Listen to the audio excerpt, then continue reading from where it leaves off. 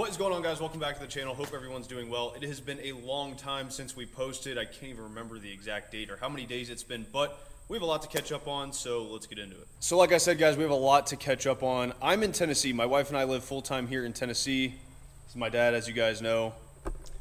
Yeah, the biggest challenge for us is just taking the shop in Maryland, the shop that we want to get built here, and combining all that so we can continue on with the builds in one place. Yeah, so we want everything to happen here in the state of Tennessee, which is the future goal, but for now we are in two separate areas, about 10, 12 hours away, so it's been difficult creating content on the YJ, which is what we were making videos about, and now I'm in Tennessee, and it gets pretty confusing. So let's give you an update as to where we're at, what I'm working on, and what they have going on in Maryland.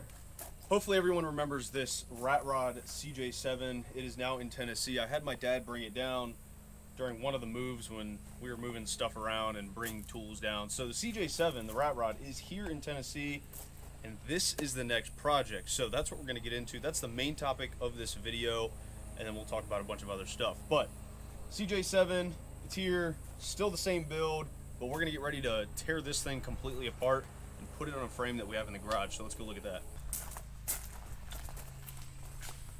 Okay, if you've been following us on any social media platform, Instagram or TikTok, my dad and my brother have been posting stuff about the Datsun 280Z build that they're working on, and I've been posting stuff about this CJ-7 JK. We've named it ScrapJack, I think is what we named it. So ScrapJack is the name of this new build. It's a two-door JK, a 2014 two-door JK frame.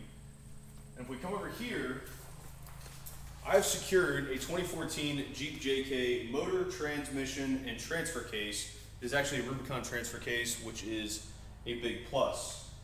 Now, the whole goal is to get the CJ-7 tub, hood, fenders, pretty much the CJ-7 on top of the JK frame and have it powered by the JK powertrain. The hard part is I have a JK motor, engine harness, all the goodies that go to it, and the computer, but I don't have the rest of the harness. So my dad and I, along with Daniel, who you guys will see a bunch more of him, he is Nuntons TJ on Instagram. I'll link him down below so you guys can follow him. But we went and secured a 2016 full dash, and you can see everything is kind of spewed apart here, but we got the rest of the wiring harness that is going to be going into this build. So 2016 is the existing harness that I have the rest of, and then a 2014 wiring harness up here, and I gotta figure out how to make them work. So if anybody has any ideas, make sure you put it in the comment section. But let's get into the meat and potatoes of this build. Over here, we have a 14-bolt rear axle that is completely stripped down. I'm getting ready to order the components for a disc brake conversion. So this has the big ugly drums on it. We're going to be doing a disc brake conversion on it and making it look a little bit lighter, look better, feel a little bit, make it lighter and look a little bit better because those drum brakes were big and ugly. We're going to be doing a Detroit locker in the rear. I don't know about axle shafts yet. Probably 35 spline, maybe 40. I don't think we need to go up to anything bigger than that. Come on over here. Right here we have a 99 to 06 Dana 60 that I've already put a truss on. This is a Barnes 4-wheel drive truss. It's got a Barnes 4-wheel drive Dana 60 to JK conversion truss. So what this will allow us to do is take this axle and put it straight into that Jeep JK frame. I have an entire full suspension coming from ScrapJack. It's a 4-inch long arm kit. That's going to allow us to bolt the suspension in there, bolt that axle in there, and then we also have a Barnes 4-wheel drive conversion truss that is sitting in this box. That's going to go on this axle, and we're going to be able to bolt that into the JK.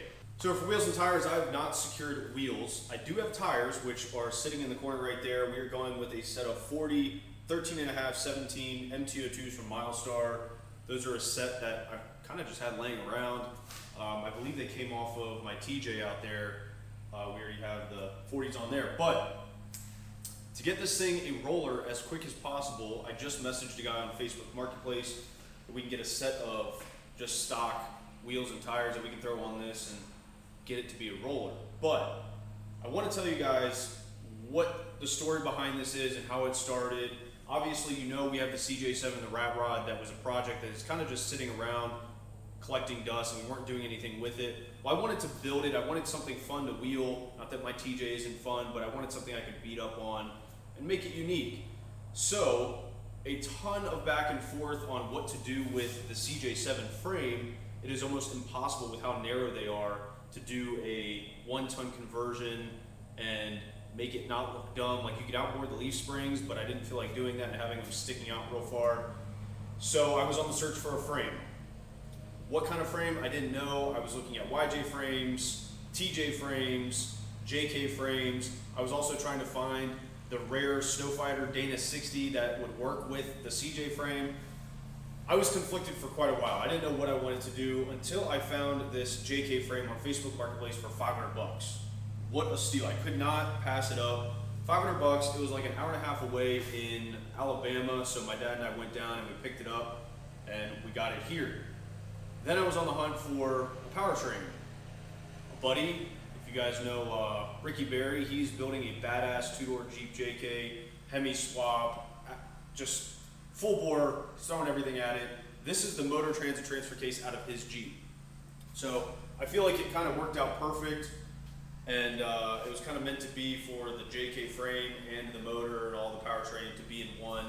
And then now, I mean, the biggest thing is getting the CJ-7 tub to fit on here, and we're gonna cut off all the brackets and try to make it work as best as possible. But this is a JK dash. I know I'm all over the place, guys, so I apologize. This is a JK dash out of the 2016 Rubicon that we took all the rest of the stuff out of. I want to try to put this into the CJ-7, make it kind of a resto mod. I know everyone has opinions about the JKs and they don't like them, blah, blah, blah, whatever. But it's my vehicle, my build. I don't really care. We're going to have some fun with it. I'd love to get this in the CJ-7, have the radio working, have AC and heat, have a modern steering wheel. I think that'd be really cool. So guys, the whole point of this build, it's kind of a Frankenstein build. There's no real one way I'm trying to build this Jeep. I'm kind of Facebook marketplacing it, if that makes sense. So I'm trying my best to put this thing together at an affordable price and not dropping thousands of dollars or tens of thousands of dollars, because that could happen really quick. So follow along and we're gonna have fun with it, and I have a lot more to post about this thing. We have a lot of work ahead of us, and stay tuned. You got anything to say? I'm just glad to see the rat rod be put to good use, because otherwise it was just going to get probably, I think we talked about dismantling it, getting rid of the parts, using it for something else. So I think it's going to be cool to repurpose it one more time, and it's going to be interesting to see how it turns out. Yeah, and with that being said, we are going to have a leftover CJ frame, and then whatever the axles are under there, and the powertrain out of that. So eventually that'll probably go into another project, but we got a lot going on. We got a lot of work ahead of us, but for our first YouTube video back in a long time, please hit that like button, make sure you comment, and subscribe to the channel for more, but we'll see you in the next one. Yeah, see you guys.